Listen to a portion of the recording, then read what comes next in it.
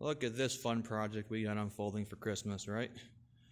So essentially, I lost all the footage of me doing this. So that kind of sucks, but I might have some pictures here and there that I'll throw in the video, or maybe later on or something. If I do a different video, I'll add the pictures in to show you the progression. But what you're looking at is a 2013 to 2016 rear axle from an F250, 350. Specifically, I bought the 6.2 liter gasoline model Superduty axle, and that was because the gearing was correct for my truck. It's the same axle, trust me. And I went ahead and I've already basically gutted the pumpkin. I'm putting an ARB differential air locker in the back here. I already made this little component right here, which keys into the original e-locking mechanism, and it's going to provide me my air line fitting for ARB. I'm sorry, let's look at this a little better. I built this on my cutter, and I just found that pipe in the shop, and then it like perfectly substitutes that e-locker plastic piece. And then obviously I'll be able to run my airline from here. But that's how that's going to work. And then one thing we're going to have to do on these rear axles, if you decide to swap it over, you're going to have to figure out how you're going to put your your VSS tone ring sensor in this axle. The actual tone ring itself is really easy to put in, at least on my air locker it was. And then as far as drilling the VSS sensor, which I'll show you what that is. And if you don't know what the VSS is, what I'm talking about is the speedometer sensor. It's just what they call it, I guess. But I went ahead and drilled it in here, and I'm really mad at myself. I lost the footage of me doing this because it was quite the setup. I used a magnetic drill, my table, and my stand, and then I just got lucky, basically. And I think it's 22 millimeter, 21 millimeter.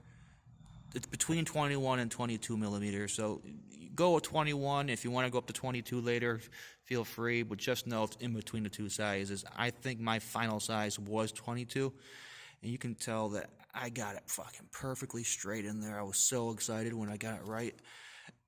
Normally it doesn't happen that often, so take your wins when you get them. And then obviously I drilled and tapped that. It's an M8 by 125 if you want to keep it somewhat factory. That's the thread size, and all I did was just drill it down and tap it. Now, I'll have to show you the technique in a later video of how I got that, but essentially what I did was I went to my old axle. I put masking tape over the old axle's VSS area, right? I took my lighter, and I smoke a lot, and I pack my bowl with the lighter, right? So it's got resin all over the bottom. And I put the masking tape on where the VSS sensor was, and I rubbed the back of my lighter all over the masking tape, which left a resin imprint on the masking tape. And then I ripped it up, and I went over this axle, and I relayed the tape over this part of the axle and made sure it was absolutely perfectly lined up, just like the other one.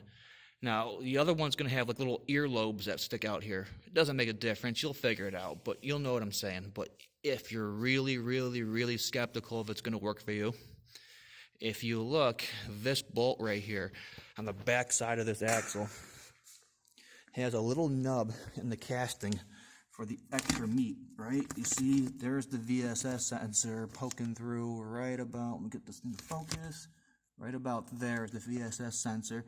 And there's that nipple I'm talking about for the meat. And if you do it right, it should look like that. And then your bolt head will pop into that little nipple pocket right there. You don't want to drill it all the way through. You actually don't even have to go that deep at all. I mean, all you're really doing is holding the sensor in. It's not being torqued down. And it's not going to be, I mean, it'll be watertight, but it's not going to be airtight. You know what I mean? Like, there's an O-ring on it. And if you want to throw some silicone on there to keep it even more watertight, go ahead, but if you drill it correctly, it should just fit in there pretty good. The O-ring should seat in there pretty good. No reason to go any further than that, but yeah, that's how I got it to line up, and it looks absolutely perfect, and you can kind of see that's where the tone ring is going to ride, and it looks like it lined up absolutely perfect. I know I said perfect a lot here, but oh, you should have seen the first video. I was so excited. But in either case, that's how you are going to be able to get that part of this axle done. Now, the trussing is something that, I don't know, I just kind of personally like to have fun with these kind of projects. Kind of make it a little bit unique, and obviously it will strengthen up the axle a little bit, but I don't think I'll ever get close to breaking an axle, I don't think. But it looks cool, and I felt like, why would I not trust the rear axle considering the front one's all trussed out? So I thought it would look kind of goofy if I just left it alone. And you know me, I can't leave anything alone. And plus, would there be any content for the channel if I left everything alone?